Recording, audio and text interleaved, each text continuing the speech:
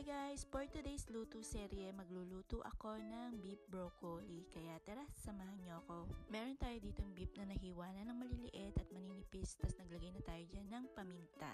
Tapos maglalagay din tayo ng baking soda. Maglalagay din tayo dito ng toyo. Tansya-tansya na lang yung ginawa ko dito. At maglalagay din tayo ng oyster sauce. Imbis na cornstarch, harina yung nilagay ko dito dahil yun lang nga yung meron.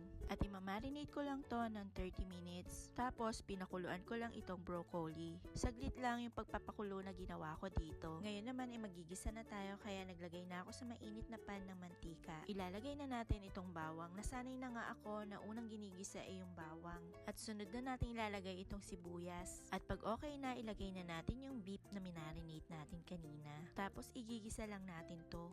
Maglalagay din tayo dito ng tubig para sa pagpapalambot nitong ating beef. Maglalagay din tayo dito ng isang kutsarang asukal tapos tatakpan muna natin. Dahil okay na yung ating beef, tikman naman natin kung okay na yung lasa nito. Okay na nga ito kaya ilalagay na natin yung broccoli. Naglagay din pala ako dito ng sesame oil, hindi ko na nga lang na video. Tapos tinakpan ko lang ito ng 2 to 3 minutes. At pagkalipas nga ng ilang minuto, eto at luto ng ating beef broccoli. Kaya nagsandok na ako at pinatikim ko na nga ito sa aking asawa. Tinanong ko kung masarap ba at napa-thumbs up pa nga. So yun lang guys, thank you for watching. Bye!